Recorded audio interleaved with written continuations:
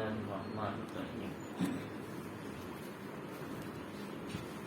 وداود وسليمان يحكمان في الحرث نفشت فيه غنم القوم وكنا لحكمهم شاهدين. شروع کرتا ہوں اللہ کے نام سے جو بڑا مہربان نہایت رحم والا ہے. یہ سورۃ الانبیاء کی 70 پر 8ویں آیت ہے. اس سورت کا نام سورۃ الانبیاء اللہ نے دیا اس لیے کہ اس میں بہت سے انبیاء علیہ الصلوۃ والسلام کا اللہ نے مختصراً تذکرہ فرمایا. جیسا کہ سب سے پہلے ابراہیم علیہ السلام، پھر حضرت لوط، پھر ان کے بعد قوم عاد، اور اسی طریقے سے دوسرے قوموں کا اللہ تعالیٰ نے ذکر کیا. تو اللہ رب العزت نے انہی میں سے حضرت داؤد علیہ السلام کا بھی ذکر فرمایا. حضرت داؤد علیہ السلام بنی اسرائیل کے وہ پیغمبر تھے. انہوں نے اس وقت نبی بنائے گئے جب بنی اسرائیل میں پورے طور پر تنزلی موجود تھی. ان میں کوئی بھی بادشاہ پیغمبر نہیں تھے.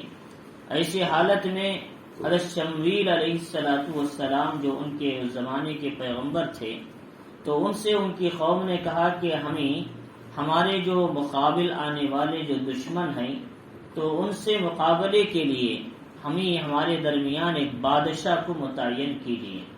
تو انہوں نے یہ مطالبہ کیا اس لیے کہ ہر طرف سے کوئی نہ کوئی قوم آتی تھی، بنی اسرائیل پر حملہ کرتی تھی، تباہ ہو جاتی تھی. پھر دوسری قوم، تیسری قوم، اس طرح آتے تھے. بنی اسرائیل کمزور ہو چکی تھی. ایسے ماحول میں انہوں نے اللہ سے دعا کیا تو اللہ نے طالوت بادشاہ کو طے کیا. انہوں نے کہا کہ طالوت بادشاہ کو ہم بادشاہ نہیں مانتے، اس لیے کہ نہ مال میں ان کے پاس کوئی طاقت ہے، نہ بڑے خاندان کے ہیں، وہ تو معمولی آدمی ہیں، لہذا ہم ان کو نبی نہیں مانتے. تو اس وقت میں حضرت شمویل علیہ السلام نے بہت سمجھایا.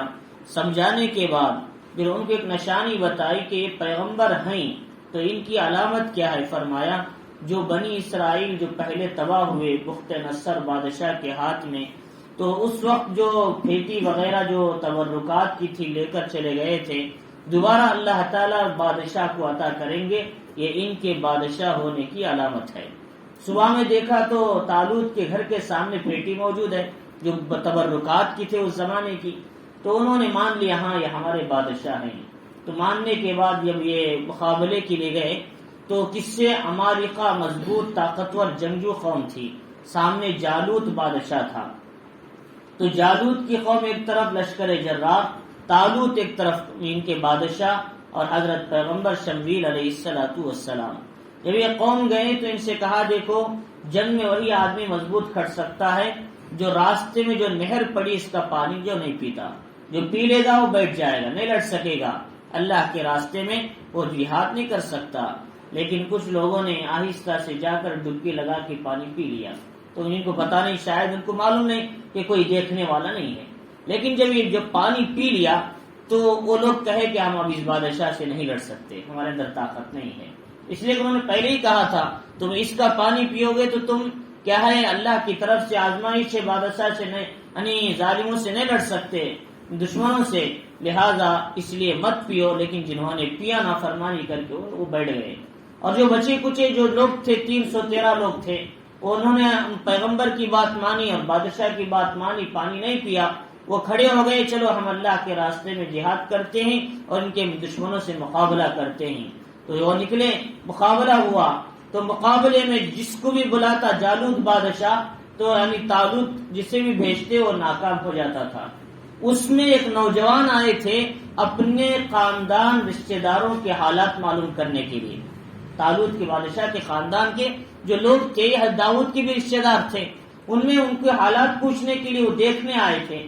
تو اس نے بار بار للکارا کوئی ہمارے سے مقابلہ کرنے کے لیے.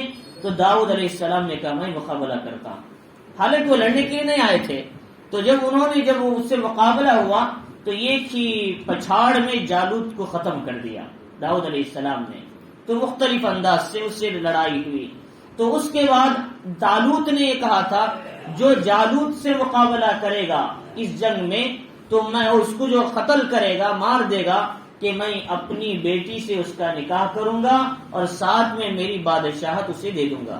تو چنانچہ داؤد علیہ السلام نے اسے مار دیا، آپ کی بیٹی کو ان کے نکاح میں بھی دیا، اور حضرت طالوت کے بعد داؤد علیہ السلام بادشاہ بنا دیے گئے۔ تو پھر ان کو اللہ تعالیٰ نے نبوت بھی عطا کی، تو پیغمبر بھی تھے ایک طرف بادشاہ بھی تھے۔ تو اللہ تعالیٰ نے بنی اسرائیل میں صرف انبیاء کو چلاتے تھے۔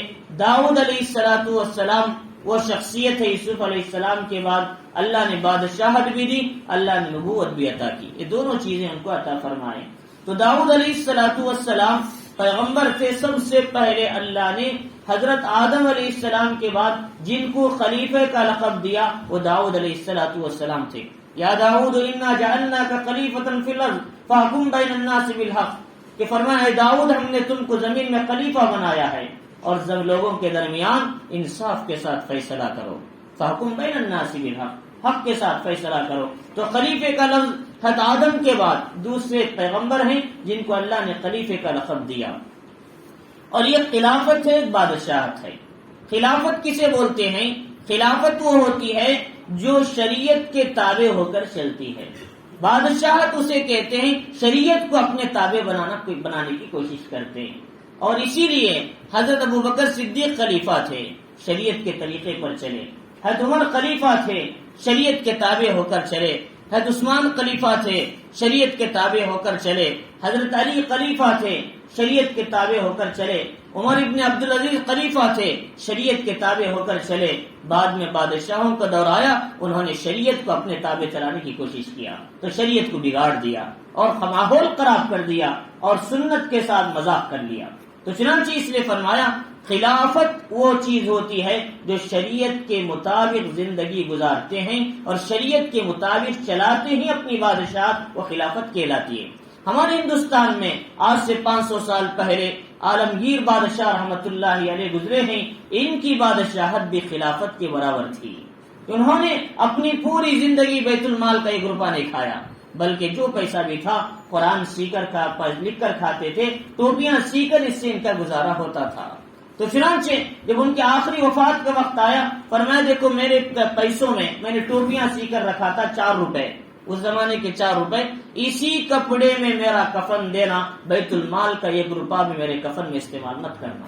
یہ تھے جو 3 کو حصہ، جو بر اعظم کا بڑا حصہ نہیں، ہندوستان کے بڑے حصے پر حکومت کرنے والے، وہ بھی 50 سال حکومت کرنے والی شخصیت جاتے ہوئے کہہ رہی ہے کہ میں دوسروں کا پیسہ استعمال نہیں کرتا، میرے کفن میں میرے محنت کی کمائی ٹوپی سی کر میں نے بیچا تھا اور ان پیسوں کو میں نے اٹھا کر رکھا ہے، میرے کفن میں دے دینا۔ یہ تھے اللہ کے ولی اور کیا ہے صحیح خلافت کرنے والے بادشاہ۔ تو چنانچہ تو اورنگزیب عالمگیر رحمت اللہ علیہ، انہوں نے پوری احتیاط کے ساتھ زندگی گزاری۔ انہوں نے جو قرآن مجید کے نسخے لکھے اس کا ایک پارہ آج بھی دارالعلوم دیوبند میں موجود ہے۔ تو چنانچہ ان کے جو استاد تھے وہ بھی نیک تھے، ملا جیون، ان کا بھی لکھا ہوا نسخہ قرآن مجید کا ایک حصہ کیا ہے دارالعلوم دیوبند کے اندر کتب خانے میں رکھا ہوا ہے۔ تو فرمایا کہ انہوں نے کیا ہے کتنے روز حکومت کی تھی کہ 1658 سے لے کر 1707 تک حکومت کیا تھا، اور ان کی حکومت وہ حکومت تھی کہ ایک جنرل کو بھی، انگریز کو بھی ایک لفظ بولنے کی طاقت نہیں تھی۔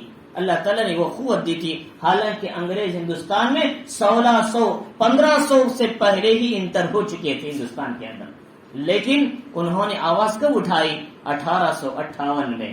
1600 کے بعد وہ کیا ہے اندر گھسے، یعنی 1700 میں اندر آئے، 1757-58 میں، لیکن اس وقت تک انہوں نے کوئی آواز نہیں اٹھائی کیونکہ بادشاہ جو تھا مضبوط اور طاقتور بادشاہ تھے عالمگیر رحمت اللہ علیہ۔ تو فرمایا کہ اس وقت میں تو بتانا ہے کہ خلافت ایک ایسی چیز ہے، خلافت شریعت کے تابع بنا کر چلنے کا نام ہے۔ تو اللہ رب العزت فرماری کہ وہ داؤد و سلیمان علیہ یحکمان، داؤد علیہ السلام، سلیمان علیہ السلام، ان دونوں نے کیا ہے یہ کھیت کے سلسلے میں فیصلہ کیا، دونوں نے بھی فیصلہ کیا۔ تو کیا تھا کہ قوم کی بکریاں، ایک آدمی کی بکریاں کہ اس آدمی کے کھیت میں جا کر چپ گئی تھی، یعنی کھا لی تھی، جو قوم کی بکریاں تھی کسی آدمی کے کھیت میں جا کر کھا لیا تھا، جتنا تھا سب کا سب صاف کر دیا تھا۔ اب یہ دونوں آئے، کھیت والا بھی بکریوں والا، حضرت داؤد علیہ السلام کے پاس۔ سلیمان علیہ السلام اس وقت بچے تھے، 7 سال یا 12 سال 14 سال کے چھوٹے سے بچے تھے۔ تو اس وقت میں یہ گئے فیصلے کے لیے، تو فیصلہ میں جب بات آئی تو داؤد علیہ السلام نے کہا بھائی تم نے بکریاں اس میں چھوڑ دیا، یعنی دوسرے کے کھیت میں، اور اس کا کھیت خراب ہو گیا ہے، لہذا تمہاری بکریاں اس کھیت والے کو دے دو۔ اب کیا کریں گے؟ اس کا پورا کھیت چلے گیا ہے، تمہاری بکریاں اس کے کھیت کو کھائی ہیں، لہذا تمہاری بکریاں اٹھا کر کھیت والے کو دے دو۔ یہ فیصلہ سن کر وہ آدمی پریشان ہوا کہ میرا بکریاں ہی گزارا تھا، اور کہ مجھے پتا نہیں تھا رات کے وقت میں کھالی تھی تو ہم اسے کچھ بھی نہیں کر سکتے تھے۔ لہذا داؤد علیہ السلام نے فیصلہ کیا، بکریاں کھیت والے کو دے دی گئی۔ اب واپس آتے ہوئے راستے میں حضرت سلیمان علیہ السلام بیٹھے تھے، پوچھا بھائی فیصلہ کیا ہوا؟ فرمایا کہ ہاں فیصلہ یہ ہوا کہ میری بکریاں داؤد علیہ السلام نے کھیت والے کو دے دیا۔ سلیمان علیہ السلام نے کہا اس سے بھی بہتر فیصلہ میں آپ کو بتاتا ہوں، چلو ابا کے پاس، داؤد علیہ السلام کے پاس۔ تو داؤد علیہ السلام کے پاس گئے، کہا کہ سلیمان علیہ السلام اپنا ایک فیصلہ سنانا چاہتے ہیں۔ ظاہر بات تو سنا سکتے ہیں، وہ بھی آئندہ نبی بننے والے، بادشاہ بننے والے تھے۔ تو چنانچہ انہوں نے فیصلہ یہ کیا کہ ابا اس سے زیادہ بہتر راستہ یہ ہے فیصلہ کرنے کا کہ یہ بکریاں کھیت والے کو اس وقت تک دیں کہ جب تک کہ کھیت اس کے حوالے کر دیں، یہ کھیت کو پانی دے کر اچھا بڑا کر کے برابر گھاس کتنی تھی اتنی کرنے تک وہ کھیت بکری والے کو دے دیں۔ بکری والا بڑا کرے گا، محنت کرے گا، اسے ایک اسٹیج تک لا کے چھوڑ دے گا جتنا پہلے تھا، اور یہ بکریاں جب تک وہ کھیت والا فائدہ اٹھاتے رہیں، اور جب کھیت برابر ہو جائے تو کھیت والا کھیت لے لے، بکریاں والا کو واپس کر دے۔ یہ آسان راستہ ہے، یہ اس لیے کہ اگر بکریاں اس کو مل جائیں گی، یہ کھانا کیا کھائے گا، اس کی زندگی کیسے گزرے گی آئندہ، تو لہٰذا یہ راستہ اگر اختیار کیا جائے تو مناسب ہے۔ تو داؤد علیہ السلام نے اپنے بچے کو شاباشی دی اور کہا کہ سلیمان تم نے بہت بہترین فیصلہ کیا۔ اللہ تعالیٰ فرمانی دونوں فیصلہ کیا، لیکن حضرت سلیمان کا فیصلہ اصلح تھا، جو زیادہ مناسب تھا۔ اللہ تعالیٰ فرما رہے ہیں، تو اللہ رب العزت نے فرمایا وَكُنَّا لِحُكْمِهِمْ شَاهِدِينَ، اور ہم ان کے فیصلے کے وقت میں حاضر تھے، اور فرمایا فَفَحَّمْنَاهَا سُلَيْمَانَ، لیکن اس مسئلے کا ہم نے زیادہ صلح کرنے کا، مسئلہ سمجھانے کا، یہ جو فیصلہ کرنے کی جو صلاحیت تھی، ہم نے اس سلیمان علیہ السلام کو عطا کیا تھا۔ اللہ تعالیٰ فرما رہے ہیں فَفَحَّمْنَاهَا سُلَيْمَانَ وَكُلًّا آتَيْنَا حُكْمًا وَعِلْمًا، اس کا یہ مطلب نہیں داؤد علیہ السلام نے غلط فیصلہ کیا، وہ بھی صحیح ہے، لیکن حضرت سلیمان کا فیصلہ زیادہ مناسب تھا، زیادہ اچھا تھا۔ یہ اللہ تعالیٰ فرماری وَكُلًّا آتَيْنَا حُكْمًا وَعِلْمًا، اور ہم نے ہر ایک کو حکمت اور کیا ہے علم نبوت عطا کیا تھا۔ دونوں بھی پیغمبر تھے، دونوں بھی بادشاہ تھے، دونوں کا فیصلہ بھی معتبر ہے۔ ہاں کسی کا فیصلہ اگرچہ کہ کیا ہے مناسب نہیں ہے، لیکن فیصلہ انہوں نے جو اجتہاد کیا اس پر بھی ان کو ایک ثواب ضرور ملے گا، لیکن جنہوں نے فیصلہ کیا، اجتہاد کیا اور فیصلہ صحیح نکلا، جب تو ان کو 2 اجر ملیں گے۔ حدیث شریف میں آتا ہے اذا حکم الحاکم فاجتہد فاصاب فلہ اجر، اذا حکم الحاکم فاجتہد فاصاب یعنی فاخطا ہے، اجر ہے، فاصاب فلہ اجران۔ اگر ایک حاکم نے فیصلہ کیا، اس میں غور و فکر کیا، اگر غلط نکلا تو 1 اجر اس کی محنت پر، غور و فکر کرنے پر بھی ملے گا، لیکن اگر صحیح نکلا تو 2 اجر اسے ملے گا، حدیث شریف میں آتا ہے۔ لہذا دونوں کی سوچ الگ الگ ہو سکتی ہے، لیکن دونوں کو فائدہ میں ثواب ملتا ہے، اس لیے کہ دونوں نے مسئلے میں سوچا ہے، دونوں نے غور کیا ہے۔ اس لیے حضرت امام شافعی رحمۃ اللہ علیہ ایک مسئلہ بولتے ہیں، وہ بھی صحیح ہے، انہوں نے بھی سوچا ہے۔ امام ابو حنیفہ رحمۃ اللہ علیہ ایک مسئلہ بولتے ہیں، وہ بھی صحیح، انہوں نے بھی سوچا ہے۔ اور کسی کا مسئلہ راجح ہوگا، کسی کا مسئلہ مرجوح ہوگا، کسی کا ذرا اونچا ہوگا، کسی کا ذرا نیچا ہوگا، لیکن یہ مطلب نہیں حضرت امام شافعی رحمۃ اللہ علیہ کا مسئلہ غلط ہے، امام ابو حنیفہ کا مسئلہ صحیح ہے، ایسا نہیں، وہ اپنی جگہ صحیح ہے، اپنی جگہ صحیح ہے، تو مسئلہ سمجھانا چاہیے۔ تو اس لیے فرمایا کہ اللہ رب العزت فرمائی کہ دونوں کا مسئلہ صحیح ہے، دونوں کو علم حکومت اور نبوت عطا کیا تھا، لیکن سلیمان کو ہم نے اس مسئلے کی خاص خصوصیت عطا کی تھی، انہوں نے اس کا صحیح فیصلہ کیا ہے زیادہ بہتر فیصلہ پیش کیا، اس کی سمجھ دی تھی۔ وَسَخَّرْنَا مَعَ دَاوُودَ الْجِبَالَ، اور ہم نے داؤد علیہ السلام کے تابع ہم نے پہاڑوں کو کر دیا تھا۔ پہاڑ داؤد علیہ السلام کے تابع ہوتے تھے. جب آپ تورات کی آیتوں کو جو پڑھتے تھے پہاڑ پہ بیٹھ کے صخرہ پر، تو وہی جو پہاڑ ہیں یہ بھی آپ کی آواز میں آواز ملا کر بولتے تھے. اور ویسا نہیں کہ جیسا کہ ہم یہ کہتے ہیں پوری مخلوقات تسبیح کر رہی ہے اور ہم کو سمجھ میں نہیں آتا، ایسا نہیں. داؤد علیہ السلام جیسے انسان تسبیح پڑھتا ہے تو سنتے ہیں سمجھتے ہیں، ویسے پہاڑوں کی تسبیح کو سنتے اور سمجھتے تھے. ایسا علم اللہ تعالیٰ نے داؤد علیہ السلام کو عطا کیا تھا. ایسا نہیں کہ بول رہے ہیں بھائی ہم مخلوقات تو چلو دوسری مخلوقات کی طرح یہ بھی بول رہے ہیں ہمیں سمجھ میں نہیں آتا، ایسا نہیں، سمجھتے بھی تھے ان کی آواز کو. اور اس کے بعد فرمایا اللہ تعالیٰ نے وَالطَّيْرَ، پرندوں کو بھی ان کے تابع کر دیا تھا. پرندے بھی آپ کے ساتھ ہو کر تسبیح کیا کرتے تھے. وَلَقَدْ آتَيْنَا داؤد مِنَّا فَضْلًا يَا جِبَالُ أَوِّبِي مَعَهُ وَالطَّيْرَ وَأَلَنَّا لَهُ الْحَدِيدَ. ہم نے کہا تھا کہ اے پہاڑوں کہ داؤد کے ساتھ ہو کر تم بھی تسبیح کرو، اور پرندوں تم بھی داؤد کے ساتھ ہو کر میری تعریف بیان کرو. اللہ تعالیٰ کی تسبیح بیان کرتے تھے. جو آج صخرہ جو ہے بیت المقدس میں جس کو صخرہ کہتے ہیں، وہ حصہ ہے جو گنبد کا جس کے پیچھے یہود پڑے ہیں یہ ہمارا ہے ہمارا ہے ہمارا ہے، اس کے پیچھے دوڑ رہے ہیں. وہی داؤد علیہ السلام جہاں بیٹھ کر اس یعنی پتھر پر تورات یعنی زبور کی آیتیں پڑھتے تھے، اسی کو یہ لوگ آج صخرہ کہتے ہیں. اسے گول گنبد کی شکل میں بنایا ہے. بادشاہ نے جو آج سے کہا ہے 800 سال پہلے جو بادشاہ آئے انہوں نے گول گنبد کی شکل میں ایسے بنایا جس کو صخرہ کہا جاتا ہے. تو یہ داؤد علیہ السلام بیٹھ کر وہاں زبور کی آیتیں تلاوت کرتے تھے. تو فرمایا کہ جو آپ علیہ السلام نے جہاں کیا ہے اپنے جہاں یعنی براق کو باندھا تھا وہ بھی یہی صخرہ کی طرف تھا، اسی میں باندھا تھا آپ نے. اور اس کے بعد یہ بتایا اللہ رب العزت نے کہ وَكُنَّا فَاعِلِينَ، اور ہم ایسا کرنے والے ہیں، یعنی یہ جو ہوا ہے یہ ہوا ہے، اس میں کوئی شک و شبہ نہیں ہے. وَعَلَّمْنَاهُ صَنْعَةَ لَبُوسٍ لَكُمْ، اور ہم نے داؤد علیہ السلام کو ایک تو پہاڑوں کو مسخر کر دیا، پرندوں کو مسخر کر دیا، ان کے تابع کیا، اور دوسری بات یہ ہے ہم نے داؤد کو زرے بنانے کا علم عطا کیا. حضرت قتادہ فرماتے ہیں پہلے بھی لوگ زرہ بناتے تھے. زرہ کہتے ہیں وہ جو اوپر پہنتے ہیں جو جنگوں میں تاکہ مار نہ لگے تلوار کا تیر کا، اسے کہتے ہیں زرہ. لیکن معمول جو ریت کی شکل میں ہوتی تھی ایسی زرہ بناتے تھے لوگ پہلے. لیکن حضرت داؤد علیہ السلام چین والی زرہ بناتے تھے، سنکل والی زرہ.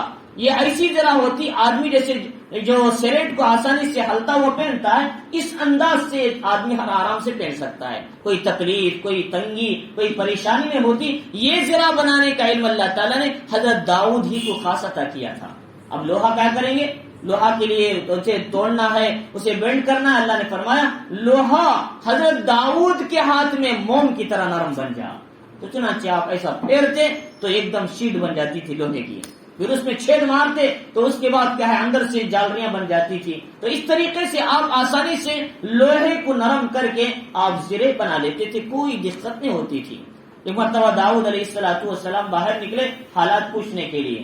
تو انہوں نے حالات پوچھتے تھے کہ کیسے داؤد، لوگ کہتے بہت اچھے آدمی ہیں، بادشاہ انصاف ہے، منصف پسند ہیں. تو ایک مرتبہ 2 فرشتے آئے انسانوں کی شکل میں، پوچھا داؤد کیسے ہیں؟ تو انہوں نے کہا بہت اچھے ہیں، لیکن ایک بات یہ ہے اگر وہ بیت المال سے پیسہ نہ لیتے تو بہت اچھا تھا.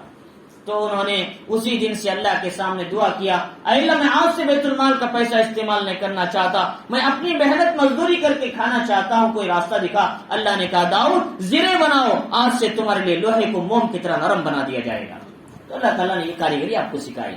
سب سے پہلے لوہے کو بینڈ کرنے کا راستہ آپ نے دکھایا.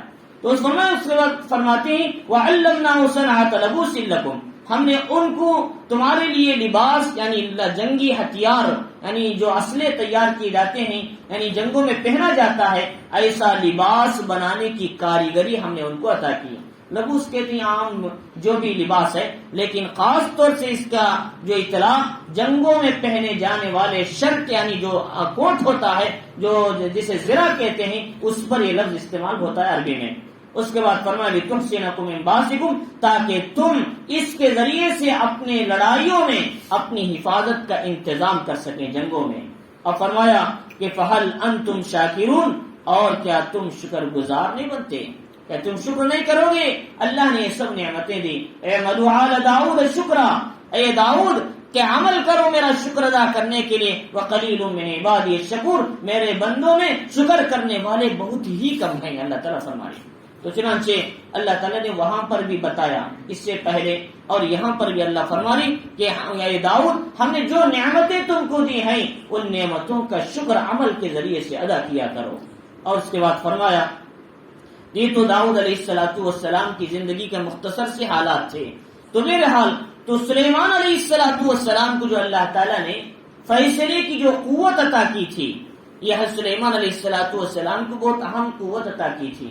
تو سلیمان علیہ السلام کے زمانے میں ایک مسئلہ اور آیا فیصلے کا، اس طرح آیا کہ فیصلے کا کہ یہ دو عورتوں نے دو بچوں کو لا کر یہاں صلح کے کپڑے دھو رہی تھی، تو ایک بچے کو بھیڑیا نے اٹھا کر لے کے کھا لیا جا کر۔ اب بچا ایک بچہ، یہ بچہ جو تھا چھوٹی عورت کا تھا اور بڑی عورت کا بچہ تو بھیڑیا کھا لیا تھا۔ تو اب ان دو عورتوں نے لڑنے لگے، یہ میرا بچہ ہے، چھوٹی بولتی ہے میرا بچہ ہے، چھوٹی عورت، بڑی عورت بولتی ہے میرا بچہ ہے، حالانکہ اس عورت کا بچے کو بھیڑیا نے کھا لیا تھا۔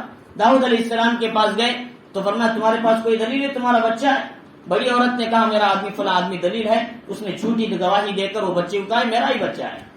تو حالانکہ یہ چھوٹی عورت کا بچہ تھا جو باقی رہ گیا، تو بڑی کا تو بھیڑیا کھا لیا تھا۔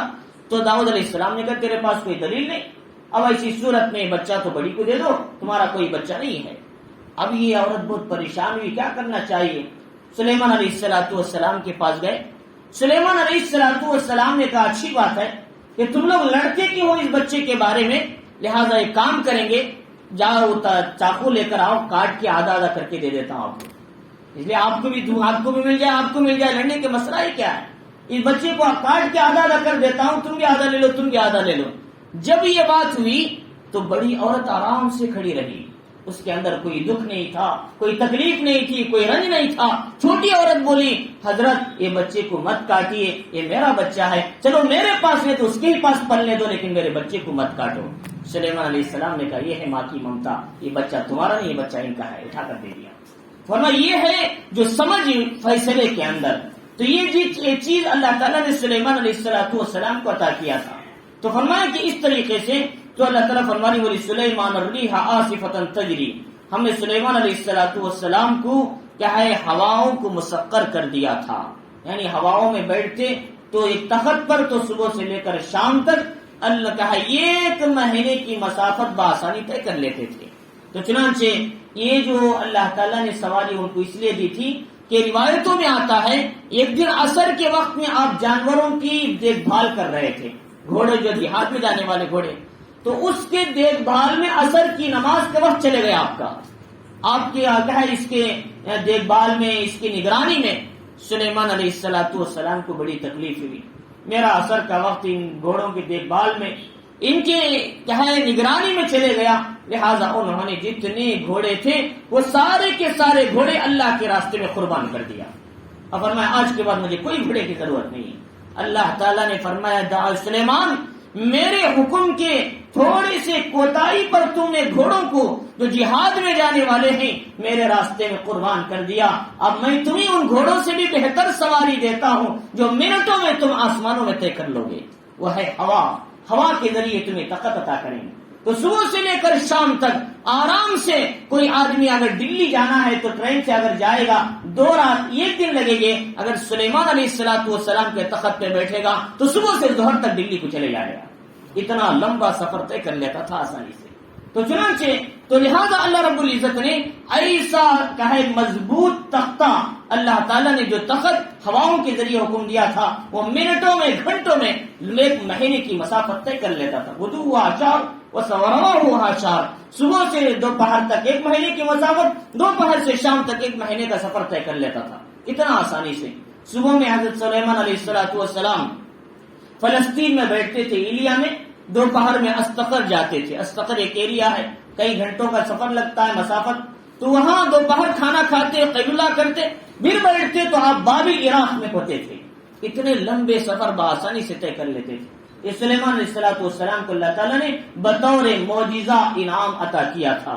اور فرمایا کہ تجری بامرہ الی الارض التي بارکنا فیہا، ان کے حکم کے مطابق یہ ہوا، یہ تخت ان کو اس زمین تک لے جاتی تھی جہاں ہم نے برکتیں رکھی تھی، ملک شام، ایلیا، فلسطین، ان اطراف میں آپ چکر لگا لیتے تھے۔ وَكُنَّا بِكُلِّ شَيْءٍ عَالِمِينَ، اور ہم ہر چیز کو جاننے والے ہیں۔ ایک تو یہ کام یہ تھا ان کا۔ دوسری چیز یہ کہ اللہ تعالیٰ کو عطا کیا تھا، جو جنات ہے، جنات کو ان کے تابع بنا دیا تھا۔ جنات ایک ایسی قوم ہے جو ہمارے درمیان رہتی ہے لیکن نظر نہیں آتی۔ فَلَمَّا جَنَّ عَلَيْهِ اللَّيْلُ رَآ كَوْكَبًا، جو جنہ یہ جنوں سے ہے، جن تو اس کے معنی ہیں جان۔ تو فرمایا کہ جو جن اس لیے اس کا لفظ استعمال ہوتا ہے جب کوئی چیز کسی کو چھپا لیتی ہے تو اس وقت میں کہتی ہیں جن، جنہ کا لفظ آتا ہے۔ جیسے دن کو رات چھپا لیتی ہے تو کیا ہوتا ہے، رات اندھیرا ہو جاتا ہے۔ فلما جن علیہ اللیل، جب رات ان پر چھا گئی، ایسے ہی جنات بھی انسانوں کی نظر سے کیا ہے، اوجھل ہوتے ہی نظر نہیں آتے، اس لیے جن کو جن کہا جاتا ہے، جنہ سے لفظ ہے۔ تو چنانچہ جنات ایک ایسی قوم ہے، اس میں تین قسم کے ہیں۔ ایک ہواؤں میں اڑتے ہیں، یہ کیا ہے زمین پہ رہتے ہیں، گندگیوں میں کیا ہے، ایک ہے جو عام طور پر بیت الخلا وغیرہ میں رہتے ہیں، تو یہ جنات کی کئی قسمیں ہیں، ہواؤں میں بھی اڑتے ہیں، گندگیوں میں رہتے ہیں۔ اور ایک ہے اچھے جن بھی ہوتے ہیں اس میں، پھر جنات میں کافر بھی ہیں، مسلمان بھی ہیں، پھر ان میں کیا ہے الگ الگ قسم کے لوگ بھی ہیں، ذہن رکھنے والے بھی ہیں۔ لہذا جنات میں صحابہ بھی ہیں کہ جو کہ حضور صلی اللہ علیہ وسلم کو دیکھا اور ایمان لایا ہے، جنات میں ایسے جنات بھی موجود ہیں جن کی عمر آج تک بھی وہ زندہ ہیں، ایسے جنات بھی ہیں۔ تو لہذا جنات ایک ایسی طاقتور قوم ہے، تو لیکن وہ اگرچہ ہے طاقتور لیکن ان کی عقل بہت ہی کمزور ہے۔ چنانچہ وہ ان کا کام ہی وہی کسی کو چھیڑنا، کسی پر حملہ کرنا، کسی پر کیا ہے پریشان کرنا، ان کا کام ہی وہی ہے۔ چنانچہ تو جو بڑے سے یعنی ہمارے جو بچے کی جو عقل ہوتی، چھوٹے بچے کی، ہمارے چھوٹے بچے کی جو عقل ہوتی ہے 5 سال 8 سال بچے کی، اس سے بھی کم ہوتی ہے ان کے بڑے جن کو عقل۔ تو لہذا اس لیے ہر ایک پر حملہ کر دیتے ہیں، بآسانی وہ چاہے حملہ کر دیتے ہیں۔ اس لیے فرمایا کہ تم بیت الخلا جاؤ، رسول اللہ صلی اللہ علیہ وسلم نے فرمایا کہ یہ پڑھ کر جاؤ، اللہم انی اعوذ بک من الخبث والخبائث، اے اللہ میں تیری پناہ مانگتا ہوں جنات مردوں سے بھی، جنات عورتوں سے بھی۔ اس میں بھی جنات مرد ہوتے ہیں، جنات عورتیں ہوتی ہیں، ان سے میں تیری پناہ مانگتا ہوں۔ جب یہ دعا پڑھ لیتے ہیں تو تمہارے اور ان کے درمیان پردہ آڑ ہو جاتا ہے۔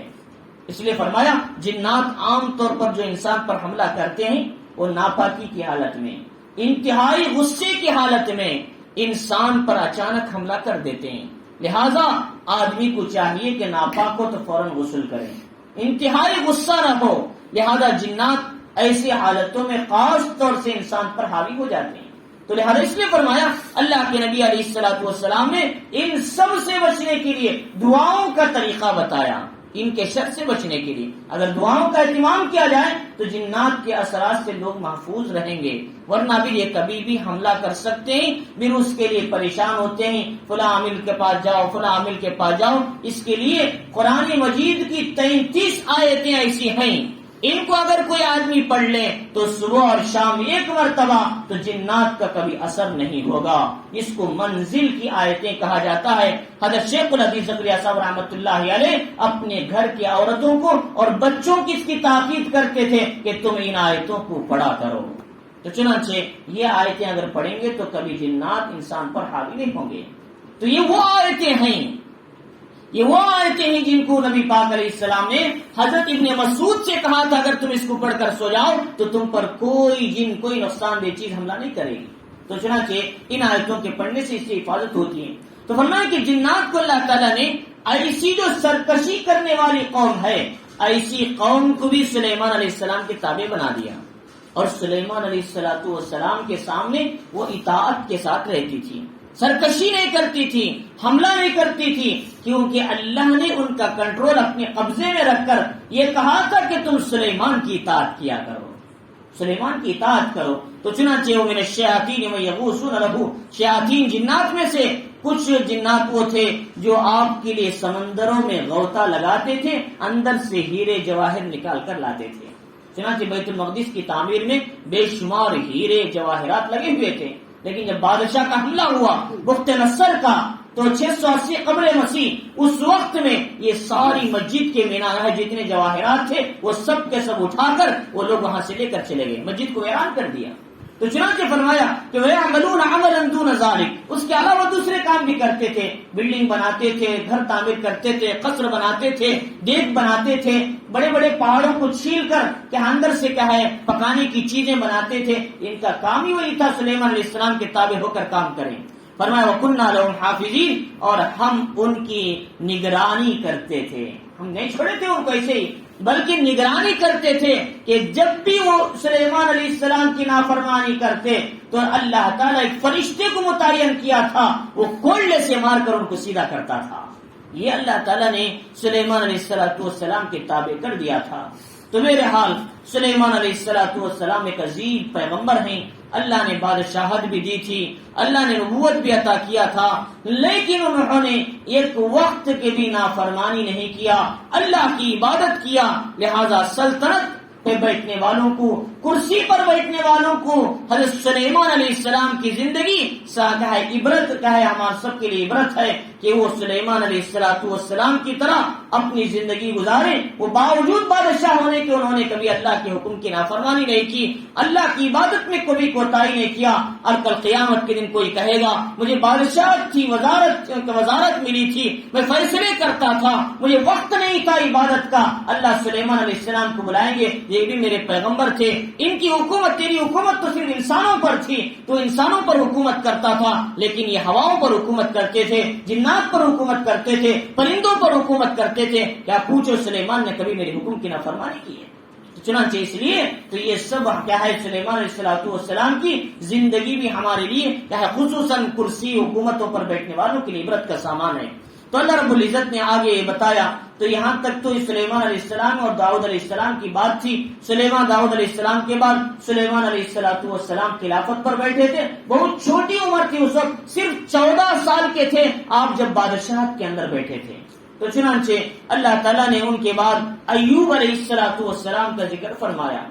ایوب علیہ السلام وہ پیغمبر تھے جن کو اللہ تعالیٰ نے 18 سال تک ایک بڑی بیماری میں مبتلا کیا تھا، بہت پریشان تھے، اسی لیے آپ کو صبر ایوب کہا جاتا ہے، آپ کے اندر اللہ نے صبر دیا تھا۔ آپ بڑے زمیندار تھے، مالدار تھے، مویشی تھے، کیا ہے بیل گائے، کیا ہے بڑی بڑی زمینیں اور کھیت، سب کچھ تھا، اولاد بھی تھی آپ کو، 7 لڑکیاں، 3 لڑکے تھے، آپ کی 10 اولاد تھی، اور آپ کی بیویاں، گھر محل سب کچھ تھا۔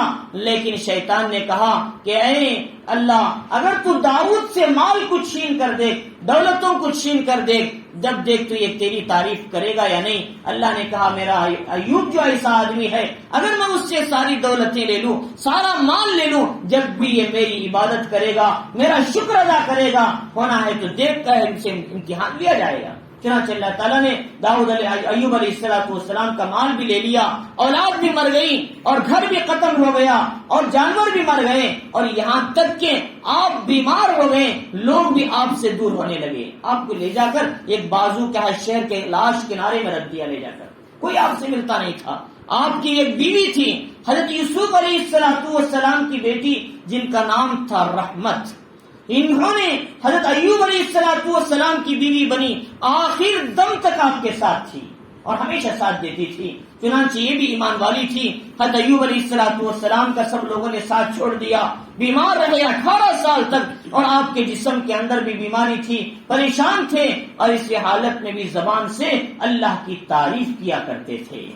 تو لوگ کہتے تھے آپ اتنے بیمار ہیں، میری تعریف کرنے، فرمایا میرا جسم تو بیمار ہے، اللہ نے میری زبان کو اللہ کی تعریف کے لیے باقی رکھا، اس سے بڑھ کر اور کیا نعمت ہو سکتی ہے؟ یہ ایوب علیہ السلام تھے۔ تو ایوب علیہ السلام نے 18 سال تک پریشان رہے، لیکن اف تک زبان سے نہیں آیا، کبھی شکایت نہیں کیا۔ تو اللہ تعالیٰ فرمانی وَأَيُّوبَ إِذْ نَادَىٰ رَبَّهُ، لیکن 18 سال گزرنے کے بعد سارے لوگوں نے ساتھ چھوڑ دیا، اب ساری امیدیں ختم ہو گئی۔ ایسی حالت میں اس وقت میں ایوب علیہ السلام نے کہا اے اللہ میں بیماری کی شکایت نہیں کرتا، بلکہ اے اللہ مجھے صحت عطا فرما، مجھے صحت عطا فرما۔ اب میرے ساتھ سب لوگوں نے چھوڑ دیا، اور کیا ہے یہ ہے میرے یہاں تک کہ بیوی بھی پریشان، بیویاں بھی چلے گئی، ایسی حالت میں میری بیماری کو شفا عطا فرما۔ چنانچہ اللہ تعالیٰ نے حضرت ایوب علیہ السلام کی دعا کو سن لیا اور یہ کہا کہ اے ایوب کہ تم اس کنویں کے اندر اپنے پیر مارو جس سے ایک چشمہ نکلے گا، اس میں تم غسل کر لو، اللہ تعالیٰ تمہارے جسم کی ساری بیماریوں کو صحت سے تبدیل کر دے گا۔ چنانچہ چشمے میں گئے، پانی نہایا، سارا جسم کی بیماریاں ختم ہوئی اور پورے صحت مند بن گئے۔ اب کہا شیطان سے، دیکھ میرے ایوب 18 سال تک بیمار رہے، کیا کبھی انہوں نے ناشکری کی ہے؟ ان کا نعمت چھن گئی، مال چھن گیا، اولاد چھن گئی، سب کچھ چلے گیا، لیکن کبھی انہوں نے نافرمانی کی؟ تو شیطان نے کہا آج میں نے ہار گیا۔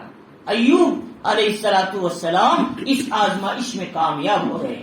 ایوب علیہ السلام کو اللہ رب العزت نے انہوں نے کیا دعا کی تھی؟ وَأَيُّوبَ إِذْ نَادَىٰ رَبَّهُ، ایوب علیہ السلام کو یاد کرو، انہوں نے اپنے رب کو پکارا، انی مسنی الضر، اے اللہ مجھے بیماری لگی ہے، لہذا وانت ارحم الراحمین، اور مجھے رحم فرما، تو رحم کرنے والوں میں سب سے زیادہ رحم کرنے والا ہے۔ اسی لیے علماء نے لکھا ہے جس کو کوئی لا علاج بیماری لگی ہے، پریشان ہے، اس کی بیماری کا کوئی علاج نہیں ہے، اس آیت کو کثرت سے پڑھے گا، اللہ تعالیٰ جیسے ایوب علیہ السلام کو اس خطرناک بیماری سے شفا دیا، اس انسان کو بھی اللہ شفا عطا فرمائیں گے۔ تو چنانچہ اس آیت کا اہتمام کریں جو بڑے بڑے بیمار ہیں۔ رب انی مسنی الضر وانت ارحم الراحمین، یہ بہت اہم ہی دعا ہے۔ اور اس کے بعد فرمایا اللہ رب العزت نے فاستجبنا لہ، ہم نے ان کی دعا قبول کی۔ لیکن ایوب علیہ السلام ان کی بیوی جب خدمت کر رہی تھی، کبھی غصے میں آ کر آپ نے کہہ دیا اگر میں صحت مند ہو گیا میں اپنی بیوی کو 100 کوڑے لگاؤں گا۔ ایک بات ان کی زبان سے نکل گئی غصے میں۔ تو بہرحال اب دیکھا کہ یہ بیوی جنہوں نے بیماری میں بھی صحت میں بھی سب لوگوں نے ساتھ دے دیا، ان حالت میں بھی یہ بیوی آپ کے ساتھ رہی۔ اللہ تعالیٰ نے چاہا اے پیغمبر تم نے تو غصے میں بول دیا، تم اپنی بیوی کو 100 کوڑے لگائیں گے تو زندہ کہاں رہے گی، لہٰذا ہم تمہارے لیے اس بیوی کے ساتھ رحمت کا فیصلہ کرتے ہیں، تم ایک کاڑی لے لو، ایک جھاڑو کا کٹا لے لو، اس میں 100 کاڑیاں ہو، ایک مار دو، یہ 100 کوڑے مارنے کے برابر ہے، تاکہ تمہاری بیوی کی جان بھی بچ جائے اور تمہاری بیوی تمہارے ساتھ رہے اور تمہاری جو قسم کھائی وہ قسم بھی نہ ٹوٹے۔ اللہ تعالیٰ نے آسانی راستہ دیا۔ وَخُذْ بِيَدِكَ ضِغْثًا فَاضْرِبْ بِهِ وَلَا تَحْنَثْ إِنَّهُ كَانَ صَابِرًا۔ اللہ تعالیٰ فرمانی کہ ان سے کہا کہ یہ کہری جھاڑو کا، یعنی مثلا جھاڑو جو کاڑیوں والی ہوتی، یہ کٹا لکڑیوں کا لے لو، باریک لکڑیوں والا۔ وَخُذْ بِيَدِكَ ضِغْثًا فَاضْرِبْ بِهِ، اس سے مارو ایک مار، وَلَا تَحْنَثْ، اور تم اپنی قسم کو نہ توڑو، تمہاری قسم پوری ہو جائے گی۔ اللہ فرمانی ہم نے ایوب کو صبر کرنے والا پایا۔ تو یہ اللہ فرمانی صبر کرنے والا ایوب کو ہم نے پایا، تو کتنی آزمائشوں کے بعد اللہ تعالیٰ نے ان کو صبر ایوب کا لقب دیا ہوگا۔ تو چنانچہ اللہ تعالیٰ فرمانی کہ اس وقت ہم نے ان کی دعا قبول کی، فَكَشَفْنَا مَا بِهِ مِنَ الضُّرِّ، ان کو جو تکلیف اور پریشانی پہنچی تھی ہم نے دور کر دیا۔ وَآتَيْنَاهُ أَهْلَهُ، ہم نے ان کو دوبارہ ان کی بیوی دیا، ان کو اولاد دیا، ان کو مویشی دیا، ان کے گھر کا انتظام کیا، جتنی اولاد تھی اس کی ڈبل اولاد دیا، جتنا مال تھا اس سے زیادہ مال دیا۔ اللہ تعالیٰ نے پھر صحیح سالم صحت مندی عطا کی۔ ان کی بیوی نے ایک دن کہا کہ ایوب اب اتنی بیماری میں آپ کیا ہے اللہ سے دعا کیوں نہیں کرتے، اور کیوں آپ کیا ہے اللہ کے سامنے شکایت نہیں کرتے؟ ایوب علیہ السلام نے اپنی بیوی سے کہا کہ اے بیوی تو بتا کہ اللہ نے اب تک ہمیں جب تک صحت مند تھے کتنے سال ہو گئے؟ 80 سال۔ جو خدا 80 سال ہمیں صحت مند رکھا ہے اور یہ بیماری 7-8 سال یا زیادہ سے زیادہ 15 سال، اتنا جلدی ہم اللہ کے ناشکرے ہو گئے تو کتنی بری بات ہے۔ لہٰذا ہمیں کبھی ایسا نہیں ہونا چاہیے۔ تو آپ نے صبر کے ساتھ زندگی گزاری، اللہ تعالیٰ نے آپ کے اسی صبر پر آپ کی بیماری کو ختم کیا، اور شیطان کی اس آزمائش میں بھی اللہ نے آپ کو کامیاب کیا اور آپ کا نام ایوب رکھا، اور صبر کرنے والے۔ یہ ایوب علیہ السلام کون ہیں؟ یہ حضرت ابراہیم علیہ السلام کے کیا ہے حضرت اسحاق علیہ السلام کے 2 بیٹے تھے، ایک یعقوب ایک یوسف۔ ایک یعقوب تھے جن سے حضرت یوسف علیہ السلام بنی اسرائیل پیدا ہوئی، ایک دوسرے بیٹے یوسف تھے، انہوں نے حضرت اسماعیل کی بیٹی سے نکاح کیا تھا، ان کی نسل سے حضرت ایوب علیہ السلام پیدا ہوئے تھے۔ تو لہذا یہ ایک ہی سلسلے کے دو شاخیں ہیں۔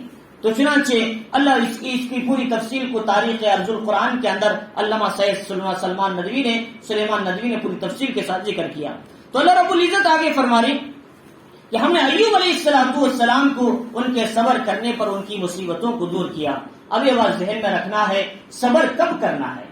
صبر ساری مصیبتیں ختم کرنے کے بعد، برا بھلا بولنے کے بعد، اور کیا ہے کپڑے نوچنے کے بعد، تمانچے مارنے کے بعد، ادھر ادھر کی باتیں کرنے کے بعد صبر کرنا ہے؟ نہیں، صبر اول وہلا میں صبر کرو، مصیبت جیسے ہی نظر آئی صبر کرو، پوری باتیں بولنے کے بعد صبر کرنا کوئی کمال نہیں۔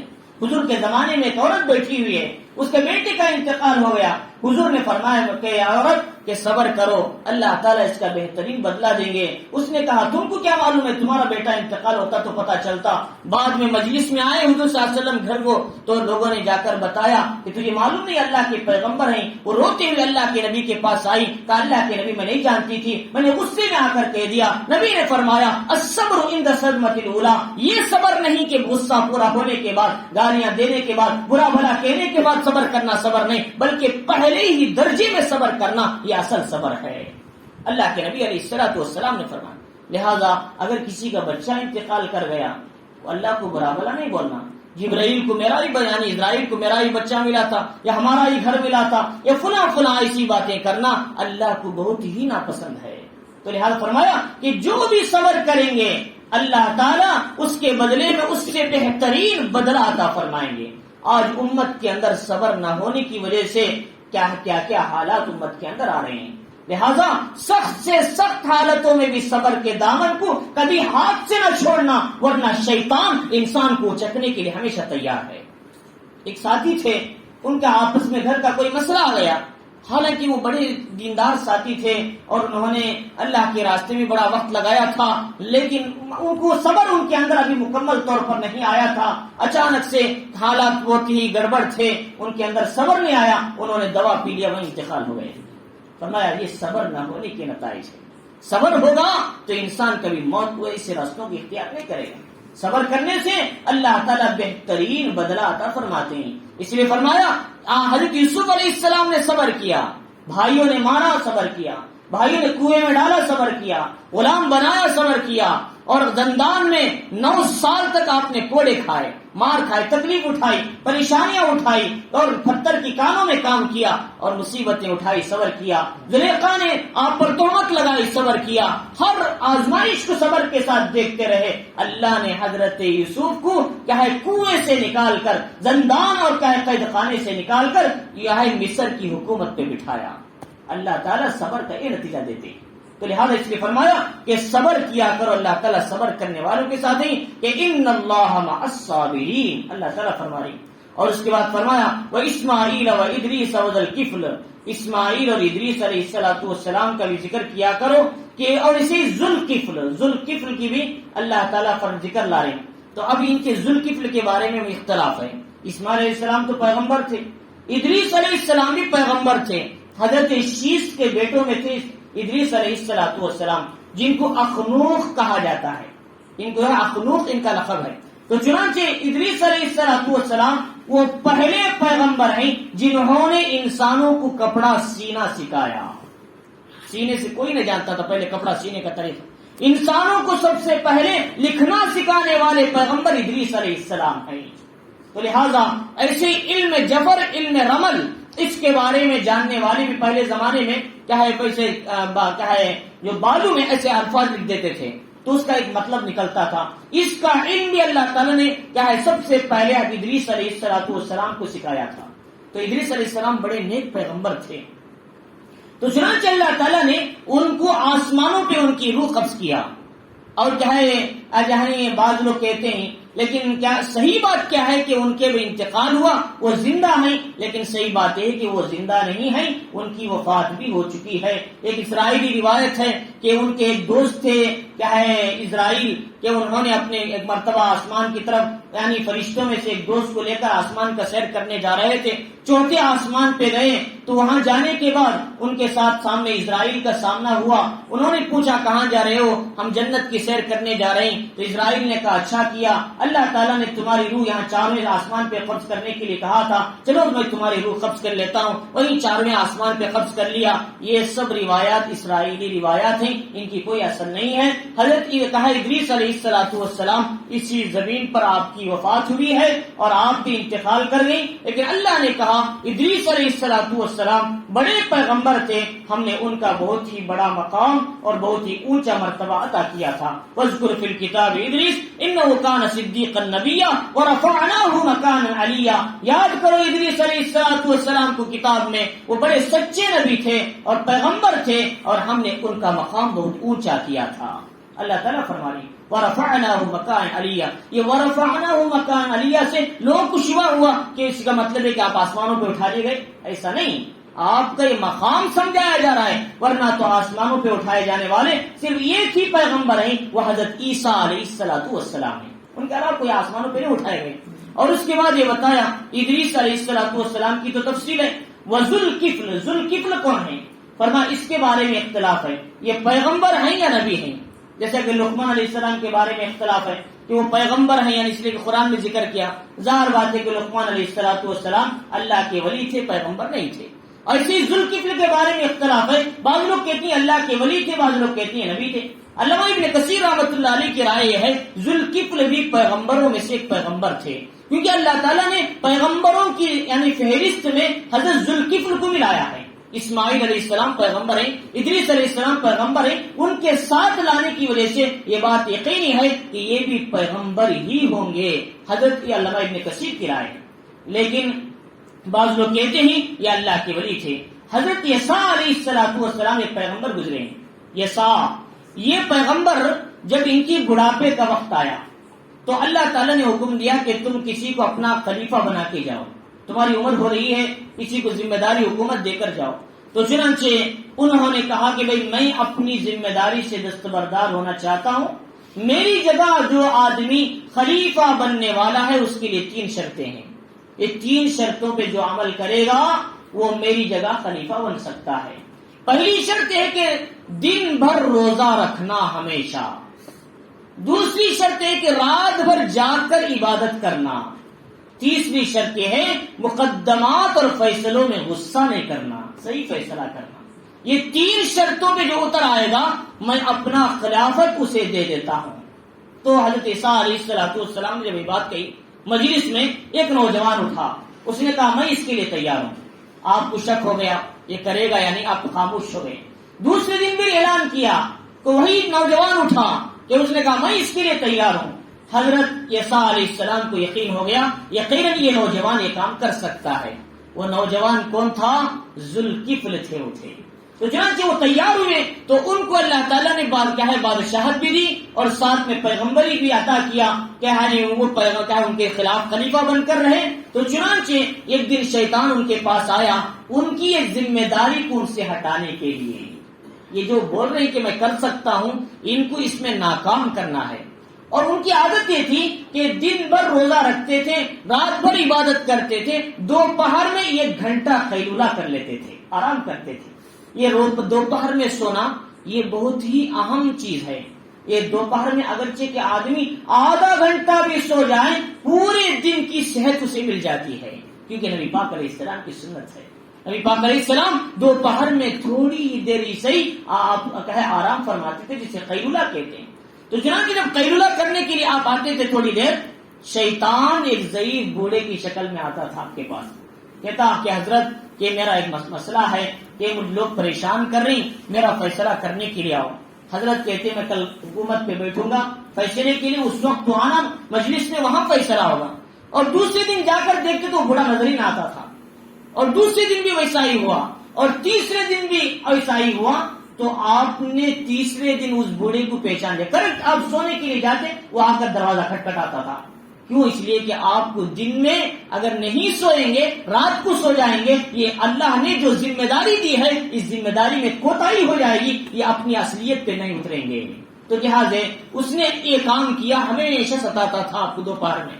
تیسرے چوتھے دن ذوالکفل نے پہچان لیا یہ کوئی بوڑھا نہیں ہے, یہ شیطان ابلیس ہے. تو آپ نے کہا تو نے ایسا کیوں کر رہا ہے؟ فرمایا میں تم کو تمہارے کام سے ہٹانے کے لیے. تو جو ذمہ داری تم نے لی ہے وہ یہ کہا تھا کہ ذمہ داری کے اندر میں اس کام کو پورا کروں گا, رات بھر عبادت کروں گا, دن بھر روزہ رکھوں گا, یہ ذمہ داری میں تمہیں خلل ڈالنے کے لیے میں آ رہا تھا. اے ذوالکفل تم کامیاب ہو گئے, میں ہار گیا. تمہیں دوپہر میں اگرچہ کہ نہیں سلایا, میں تمہیں نیند نہیں آئی, لیکن کبھی بھی تم نے رات کے جاگنے میں کوتاہی نہیں کیا. تو چنانچہ ذوالکفل کو اللہ تعالیٰ اسی لیے کفل نام دیا. یہ کفل وہ معنی میں آتا ہے کہ جو اپنی ذمہ داری کو پورا کرتا ہے اس کا نام ذوالکفل رکھا جاتا ہے.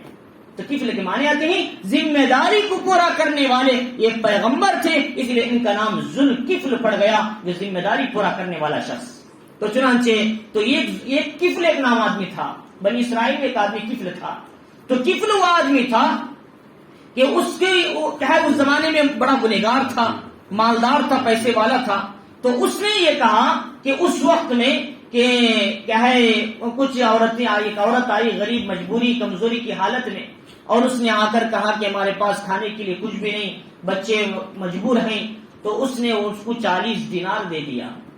بعد میں اسی کا موقع کا فائدہ اٹھاتے ہوئے اس عورت کو گناہ کی طرف مجبور کیا. تو اس میں جب وہ گناہ کے لیے مجبوراً تیار ہوئی, جب عین گناہ کرنے کے قریب پہنچا تو اس عورت کے اندر سے لڑکھڑاہٹ شروع ہو گئی, ڈرنے لگی, کانپنے لگی. اس نے پوچھا بھائی کیا وجہ ہے کہ تو ڈر رہی ہے, اتنی گھبرا رہی ہے؟ فرمایا آج تک کبھی میں نے ایسا گناہ نہیں کیا, تو اس لیے میں آج مجبوراً اس پیسے کی وجہ سے مجھے اپنے گھر کی مجبوری میں مجھے ایک کام پر مجبور ہونا پڑ رہا ہے. تو کفل نے کہا چل یہ 40 دینار فری لے لے, آج سے میں بھی اس گناہ سے توبہ کر لیتا. اللہ تعالیٰ نے اسے بنی اسرائیل کا بڑا عبادت گزار بنایا. تو چنانچہ یہ کفل وہ نام کا آتا ہے. ذوالکفل یہ تھے حضرت یسع کے خلیفہ جانشین. تو چنانچہ اللہ تعالیٰ فرمانی اسماعیل کا بھی ذکر کرو, ادریس علیہ السلام کا بھی ذکر کرو, ذوالکفل کا بھی ذکر کرو. اللہ تعالیٰ جب فرماری ان کا نام تو سمجھو کتنے بڑے پیغمبر, کتنے بڑے نیک آدمی ہوں گے. فرمایا کل من الصابرین, یہ سب کے سب صبر کرنے والے تھے. اللہ نے صبر کی اس فہرست میں ان کا نام لایا ہے. تو اللہ تعالیٰ جب کسی کو صابر کہتے ہیں سمجھو کہ اللہ تعالیٰ کیا ان کا کتنا بڑا مقام ہوگا. اور فرمایا وَأَدْخَلْنَاهُمْ فِي رَحْمَتِنَا, ہم نے ان کو اپنی رحمت میں داخل کیا. فرمایا إِنَّهُ مِنَ الصَّالِحِينَ, اور وہ نیکوکاروں میں سے لوگ تھے اور اچھے لوگوں میں سے تھے. ہم نے ان سب کو ہماری رحمت میں شامل کر لیا. وَظَنُّونِ إِذْ ذَهَبَ مَغَاضِبًا, اور حضرت یونس علیہ السلام کو یاد کرو. نون والے, نون کا مطلب مچھلی والے, نون عربی میں مچھلی کو کہتے ہیں. یونس علیہ السلام کا لقب تھا نون, مچھلی والے, اس لیے کہ آپ مچھلی کے پیٹ میں 40 دن تھے. تو چنانچہ آپ کا نام پڑ گیا مچھلی والے پیغمبر. اور ذهب مغاضبا, انہوں نے اپنی قوم کو دعوت دیا. یہ نینوا موصل عراق کا جو آج مین حصہ ہے اس کے ایک بستی نینوا کی طرف آپ 1 لاکھ انسانوں کی ہدایت کی طرف بھیجے گئے تھے. 1 لاکھ انسانوں کی طرف بھیجے گئے تھے. تو انہوں نے جا کر دین کی بات بتائی, تقریباً 10 سال تک دعوت دیا. دعوت دینے کے بعد ان کی قوم نہیں مانی. انہوں نے کہا ہم تمہاری بات نہیں مانتے, اللہ کی طرف سے حکم آیا تو ان کے لیے بد دعا کرے. چنانچہ ان کے لیے بد دعا ہوئی, یعنی کیا ہے اللہ کی طرف سے حکم آیا ابھی پوری قوم تباہ ہو جائے گی. چنانچہ حضرت یونس علیہ السلام نے سنا دیا اب اللہ کا عذاب آنے والا ہے, آپ شہر سے نکل کر باہر چلے گئے. باہر جب چلے گئے تو انہوں نے جب دیکھا کہ یونس علیہ السلام کیا ہے باہر چلے گئے, اللہ کے عذاب کے آثار نظر آ رہے ہیں. تو اب یہ قوم نے سوچا چلو یونس علیہ السلام کو بلا کر توبہ کریں, معافی مانگیں, یقیناً اللہ کا عذاب آنے والا ہے. انہوں نے سچ کہا تھا, اگر یونس ہے تو عذاب نہیں آئے گا, اگر شہر چھوڑ دیے یقیناً اللہ کا عذاب آنا یہ تو پکی بات ہے. چنانچہ جب دیکھا یونس علیہ السلام نے, یہ پورے خاندان کو لے کر, قبیلے کو لے کر شہر کے باہر گئے, اونچے ٹیلے پر اللہ کے سامنے معافی مانگی, توبہ کیا, اور سب کے سب توبہ کیا. اللہ نے آئے ہوئے عذاب کو واپس لے لیا. اب یہ عذاب کو واپس لے لیا تو اس وقت میں یونس علیہ السلام کو یہ شبہ ہوا، ان کے قوم کا اصول یہ تھا جو آدمی جھوٹ بولتا تھا یا جس کی بات جھوٹی ہو جاتی وہ قوم ان کو سخت تکلیف دیتی یا قتل کر دیتی تھی۔ اب یونس علیہ السلام نے تو کہا تھا اللہ کا عذاب آنے والا ہے، اللہ نے ان کی توبہ اور عذاب کو ہٹا دیا۔ اب یونس علیہ السلام نے سوچا میں پھر قوم میں جاؤں گا تو میں جھوٹا نظر آؤں گا، یا پھر میری قوم میرے ساتھ ظلم کرے گی، اس لیے کہ میں نے کہا تھا عذاب آئے گا لیکن عذاب نہیں آیا۔ تو چنانچہ اللہ کے حکم میں کیا ہے، ابھی ہجرت کا حکم نہیں ملا تھا، آپ نے فوراً وہیں سے بیٹھ کر ملک روم کی طرف ایک کشتی جا رہی تھی اس میں بیٹھ کر نکل گئے۔ اللہ تعالیٰ کو یہ عادت پسند نہیں آئی، جب تک میں تمہیں شہر چھوڑنے کا حکم نہیں دیا تھا آپ نے کیسے چھوڑ دیا شہر؟ چنانچہ آپ کو چاہیے تو تھا پھر اپنی بستی میں جاتے، پھر ان کو دین کی دعوت دیتے اور تمہاری ذمہ داری تم پورا کرتے۔ تو لہٰذا یونس علیہ السلام جب گئے، اللہ تعالیٰ نے اس کا لفظ کیا استعمال کیا دیکھو کہ ان یونس لمن المرسلین، یونس بھی پیغمبروں میں سے تھے، اذ ابق الى الفلک المشحون، جبکہ وہ بھاگ کر یہ کشتی میں سوار ہو گئے تھے۔ ابق کا لفظ آیا ہے، یعنی اللہ کے حکم کی ذریع سی نافرمانی بھی مقربین کے لیے بہت سخت ہو سکتی ہے۔ اللہ تعالیٰ کے نزدیک یہ مقرب تھے اللہ کے، تھوڑی سی کوتاہی اللہ کو پسند نہیں آئی۔ تو چنانچہ تو حضرت یونس علیہ السلام غصے میں چل دیے، جانے کے بعد کیا ہے کشتی ٹھہر گئی، کہا بھئی ایک آدمی کو اٹھا کر سمندر میں ڈالو ورنہ کشتی نہیں جائے گی۔ نام نکالا گیا، 3 بار حضرت یونس کا نام آیا، بار بار آپ کا ہی نام آتا تھا قرے میں، اٹھا کر آپ سمندر میں ڈال دیا۔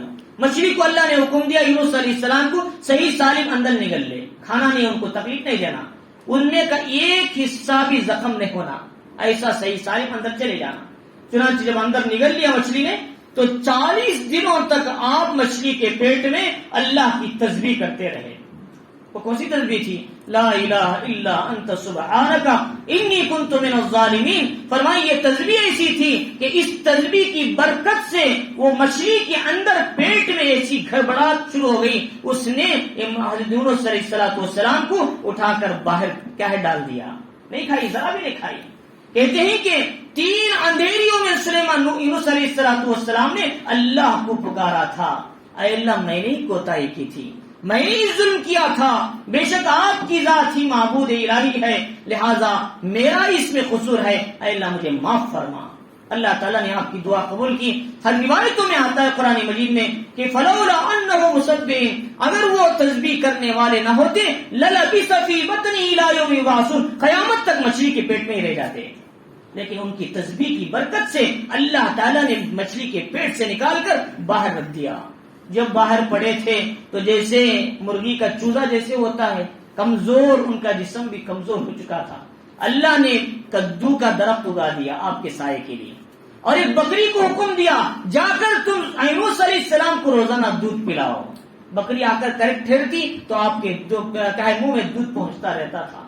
اس طرح پھر آپ صحت مند ہو گئے، اللہ تعالیٰ نے پھر آپ کو اپنی قوم کی طرف پیغمبر بنا کر بھیجا۔ اللہ تعالیٰ فرما رہی کہ دیکھو آدمی کو کبھی بھی کیا ہے اللہ کے حکم کی نافرمانی نہیں کرنا، غصے میں نہیں آنا۔ اللہ تعالیٰ جب پکڑتے ہیں تو بہت سخت پکڑتے ہیں، اللہ کی پکڑ کا کوئی انداز نہیں، لیکن عام لوگ کا کریں اگر غلطی تو کوئی مسئلہ نہیں، لیکن مقربین جو ہوتے ہیں، نیک جو ہوتے ہیں، اگر ان کی چھوٹی سی کوتاہی بھی اللہ کے نزدیک بڑے گناہ کے برابر نظر آتی ہے۔ تو چنانچہ اس لیے فرمایا، تو اللہ تعالیٰ نے اسی کا ذکر کرتے ہوئے وَظَنُّونِ إِذْ ذَهَبَ مَغَاضِبًا، مچھلی والے یونس علیہ السلام جب غصے سے چل پڑے، فرمایا فَظَنَّا، انہوں نے سمجھا اللہ نقدر علیہ، ہم ان کو کہے ہم ان کو اپنے قبضے میں نہیں رکھتے، یعنی ہماری پکڑ ہونی نہیں ہوگی اور ہم ان پر قدرت نہیں رکھتے۔ فَنَادَا فِي الظُّلُمَاتِ، تو جب جا کر سمندر میں مچھلی نے ان کو نگل لیا تو 3 اندھیریوں میں انہوں نے پکارا، ظلمات، کئی اندھیریوں میں انہوں نے اپنے پروردگار کو پکارا، تو انہوں نے کہا اللہ اللہ الہ الا انت سبحانک انی کنت من الظالمین، انہوں نے کہا نہیں کوئی معبود سوائے آپ کے، آپ کی ذات پاک ہے، انی کنت من الظالمین، میں ہی قصورواروں میں سے ہوں۔ یہ آپ نے یہ بات کہی تو اللہ تعالیٰ نے کہا فاستجبنا لہ، ہم نے ان کی دعا قبول کر لیا مچھلی کے پیٹ میں، ونجیناہ من الغم، اور مچھلی کے پیٹ کے پریشانی اور غم سے ہم نے ان کو نجات دیا۔ اللہ کے نبی علیہ السلام نے فرمایا جو مومن بھی اپنی مصیبتوں میں پریشانیوں میں حالات میں اس دعا سے دعا کرتا ہے، یونس علیہ السلام نے جو دعا کیا تھا اللہ تعالیٰ جیسے یونس علیہ السلام کو مصیبت سے نجات دیا ویسے اس مومن کو بھی اللہ تعالیٰ مصیبت سے نجات عطا فرماتے ہیں۔ یہ میں نے کہہ رہا ہوں، قرآن کہتا ہے وَكَذَلِكَ نُنْجِي الْمُؤْمِنِينَ، اسی طرح ہم ایمان والوں کو بھی مصیبتوں سے نجات دیتے ہیں۔ اللہ رب العزت فرماری تو لہذا اللہ رب العزت نے ان آیتوں کے اندر سب سے پہلی بات یہ بتائی کہ حضرت سورہ داؤد علیہ السلام یہ پیغمبر تھے، انہوں نے اللہ کی نعمتوں کا شکر ادا کیا اور ہمیشہ اللہ کی نعمتوں کا شکر ادا کیا۔ بادشاہ بھی تھے، نبی بھی تھے، لیکن انہوں نے کبھی روگردانی نہیں کی اور اللہ کی جو نعمتیں اللہ تعالیٰ نے ان کو دیا شکر کا تقاضا کیا۔ ان کے یہاں مصلی بچھا ہوتا تھا، کبھی کوئی گھر کا کوئی نہ کوئی فرد اس مصلی پہ کھڑ کے اللہ کے شکر میں لگے رہتے تھے۔ لہذا ہمیں بھی چاہیے کہ اللہ نے ہمیں مالی نعمت اور جسمانی نعمت دی ہے، ہمیں بھی اللہ کا شکر ادا کرتے رہنا ہے، اپنے بچوں کو اپنی اولاد کو شکر کے راستے پر ڈالنا ہے تاکہ ہماری اولاد بھی شکر گزار بن جائے۔ اللہ تعالیٰ جو نعمتیں دیتے ہیں اس پر شکر کا تقاضا کرتے ہیں، جو شکر کرتا ہے نعمتوں میں اضافہ ہوتا ہے، جو ناشکری کرتا ہے اللہ نعمت کو چھین لیتے ہیں اور اس پر اپنا عذاب بھیجتے ہیں۔ اور اس کے بعد دوسری بات یہ بتائی سلیمان علیہ السلام کو اللہ نے فہم سمجھ مسئلہ بتانے کا اور فیصلہ کرنے کی قوت زیادہ عطا کی تھی۔ آپ نے بہترین فیصلے کرتے تھے اور ایک طرف آپ بادشاہ تھے، ایک طرف پیغمبر تھے، اور ساری مصروفیات کے باوجود ایک منٹ کی نافرمانی اللہ کی حضرت سلیمان علیہ السلام کو پسند نہیں تھی۔ انہوں نے اس کے خاطر اپنے جانوروں کو بھی قربان کر دیا۔ یہ تھوڑی سی کوتاہی پر اللہ کی نافرمانی کی۔ آج ہماری سے کتنی کوتاہیاں صبح سے لے کر شام تک ہوتی ہیں، تو ہمیں اللہ کے سامنے کتنا توبہ کرنا ہے، کتنی کیا ہے اللہ کے سامنے آہوزاری کرنا ہے۔ اور اس کے بعد یہ بتایا اللہ رب العزت نے مصیبتوں پہ صبر کرو، بیماریوں پہ صبر کرو۔ ایک رات کا بخار تمہارے سارے گناہوں کو صاف کر دیتا ہے، لہذا بیمار ہو جاؤ، تکلیف میں ہو، مصیبتوں میں ہو، پہلے اول وہلہ میں صبر کرو۔ برا بول کر، تکلیف دے کر، پریشان کر کے پھر صبر کرنا کوئی صبر نہیں، پہلے وہلہ میں صبر کرو۔ اور صبر کرتے ہوئے کیا دعا کرو؟ اللہم اجرنی فی مصیبتی واخلق لی خیرا منہا، اے اللہ میری مصیبت میں مجھے اجر دے اور اس سے بہتر بدلہ عطا فرما۔ تو اللہ تعالیٰ بہترین بدلہ عطا فرمائیں۔ اور اس کے بعد یہ بتایا کہ تم بھی صبر کرو گے تو تم صابر بنو گے۔ اللہ تعالیٰ صابرین کو قیامت کے دن صبر کرنے والے انبیاء اور شہداء کے ساتھ اٹھائیں گے۔ اور اس کے بعد یہ فرمایا اللہ رب العزت نے اسماعیل، ادریس، ذوالکفل ان کا بھی ذکر کرو، یہ وہ پیغمبر تھے انہوں نے اپنی ذمہ داری کو پورا کیا تھا، یہ پیغمبر بھی صبر کرنے والوں میں سے تھے۔ اللہ نے فرمایا کہ کبھی بھی اللہ کے حکم میں جلدی نہیں کرنا، اللہ کے حکم کی اطاعت کرنا۔ مقربین خصوصاً نیک لوگ اللہ کے جو قریب رہتے ہیں ان کا چھوٹی سی کوتاہی بھی اللہ کے نزدیک بڑے گناہ کے برابر ہے، لہذا مقربین کو خصوصاً ڈر کے رہنا ہے۔ عام حضرات کو بھی اللہ سے ڈرنا ہے، جتنا ڈریں گے اللہ تعالیٰ کے اتنا قریب ہوتے جائیں گے۔ اللہ کا خوف ایک ایسی چیز ہے، اسی حدیث شریف میں آتا ہے اتق اللہ حیث ما کنتم، تم جہاں کہیں بھی رہو اللہ سے ڈرو، جس حالت میں بھی رہو، تجارت کے دکان کے تجارت پہ بیٹھے ہو، ملازمت کی کرسی پہ بیٹھے ہو، بازار میں جا رہے ہو، گھر میں موجود ہو، جہاں کہیں بھی ہو ان حالتوں میں اللہ کے ساتھ ڈرا کرو، اللہ کے حکم پر اپنی زندگی گزارا کرو۔ اللہ تعالیٰ فرمائے تو لہٰذا اس لیے فرمایا اللہ کے نبی علیہ السلام نے فرمایا ہر حال میں ڈرا کرو، ڈرنا انسان کو نجات دیتا ہے۔ اور اس کے بعد یہ بتایا کہ جو آدمی مصیبتوں میں آ جائے، پریشانیوں میں آ جائے، یونس علیہ السلام کی اس دعا سے دعا کرے، اللہ تعالیٰ تمہیں بھی ویسے ہی مصیبتوں سے نجات دیں گے جیسے پچھلے کیا ہے نبی یونس علیہ السلام کو اللہ تعالیٰ نے 3 اندھیریوں سے نکال کر، سمندر کے اندھیرے، مچھلی کا اندھیرا اور کیا ہے رات کا اندھیرا، ان سب سے نکال کر ان کو نجات دیا، ویسے تمہیں بھی اللہ تعالیٰ نجات عطا فرمائیں گے، لیکن یقین کے ساتھ۔ یقین کے ساتھ یہ کام ہوگا، بغیر یقین کے کام نہیں چلتا۔ بہت سے حضرات وظیفے پڑھتے ہیں، دعائیں پڑھتے ہیں، کہتے ہیں کام نہیں بنتا کیونکہ یقین اندر نہیں ہے۔ ہمارا یقین اسباب پر ہے تو کہاں کام بنے گا؟ ایک ساتھی تھے میرے پاس آئے، انہوں نے کہا کہ ہمارا کام نہیں بن رہا، بہت پریشان ہوں۔ تو لہٰذا ایسی صورت میں میں نے ان کو ایک دعا سکھائی، اور وہ دعا ہے حسبی اللہ لا الہ الا هو علیہ توکلت وهو رب العرش العظیم. اس سورہ توبہ کی آخری آیت کا ایک جز ہے، ایک حصہ ہے. اس دعا کے پڑھنے سے محمد رسول اللہ صلی اللہ علیہ وسلم نے فرمایا جس کے بھی کام رکے ہوئے ہیں، اٹکے ہوئے ہیں، اللہ تعالیٰ اس دعا کے پڑھنے سے اس کے کاموں کو بنا دیتے ہیں. تو چنانچہ جو آدمی صبح کی نماز کے بعد 7 مرتبہ اس دعا کو پڑھے گا، مغرب کی نماز کے بعد 7 مرتبہ اس دعا کو پڑھے گا، اللہ کیسے بھی مشکل کام ہے اللہ تعالیٰ ان کاموں میں آسانی پیدا فرما دیتے ہیں. تو لہٰذا میرے پاس سے انہوں نے لے کر گئے اور پوری یقین کے ساتھ پڑھا. کہتے ہیں میں نے 3 دن کے اندر اپنے مسئلے کا حل دیکھ لیا. 3 دن کے اندر، مہینے لگے اور زمانہ نہیں لگا، تو لیکن یقین پر مسئلے بنتے ہیں، یقین پر اللہ کے نبی کی باتوں پر یقین پر ہمارے کام بنتے ہیں. اگر ہم صرف یہ کہیں گے یہ وظیفہ کرو، یہ وظیفہ کرو، تو یہ وظیفہ صرف وظیفے کی شکل میں نہیں کرنا، بلکہ یقیناً نبی کی بات میں فائدہ ہے، اللہ کے الفاظ میں اور قرآن کے کلمات میں یقیناً ہمیں شفا ہے. اگر اس یقین کے ساتھ کریں گے اللہ تعالیٰ شفا عطا فرمائے. کسی کے پیٹ میں درد ہے، کوئی آدمی بیمار ہے، 7 مرتبہ سورہ فاتحہ پڑھ کے دم کرو، اللہ تعالیٰ یقیناً اس کے پیٹ کے درد کو شفا عطا فرمائیں گے. تو لہٰذا قرآن مجید میں شفا ہے. اللہ فرما رہے ہم نے قرآن کو شفا بنایا. اور اسی حدیث شریف میں آتا 3 چیزوں میں شفا ہے، قرآن میں شفا ہے، اور پچنا لگانے میں، یہاں سے خون نکالتے ہیں، ہجامہ کہتے ہیں، جہاں بھی درد ہو اس میں شفا ہے، اور شہد میں شفا ہے، اور داغنے میں بھی شفا ہے. لیکن داغ کر علاج کرنے کو میں منع کرتا ہوں. اللہ تعالیٰ داغ کر جلا کر علاج کرنے اللہ تعالیٰ کو پسند نہیں ہے. تو چنانچہ پہلے زمانے میں بوڑھیاں جو ہوتی تھی بیمار ہوتے تو اسے جو بنگڑی لے کر جلا کر داغ کرتے تھے، اور سمجھتے اس سے علاج ہوتا نہیں. اللہ کے نبی نے اس سے منع فرمایا. ایسی مخلوقات کو بھی جلا کر مارنے سے بھی منع فرمایا. جو ہمارے یہاں مچھر آتے ہیں ان کو الیکٹرک شاک کے ذریعے سے مارتے ہیں، اس کو بھی علماء نے مکروہ لکھا ہے. تو چنانچہ اس کو بھی استعمال نہیں کرنا چاہیے. اگر بتی ہے اسے استعمال کرو، آلوٹی اسے استعمال کرو، گڈنے استعمال. کسی مخلوق کو جلا کر مارنا، شاٹ دے کر مارنا، یہ اللہ کو ناپسند ہے. تو چنانچہ اس لیے فرمایا نہ مخلوق کو جلا کر مار سکتے ہیں، نہ کسی کا علاج جلا کر سکتے ہیں، یہ اللہ کو بہت ہی ناپسند ہے.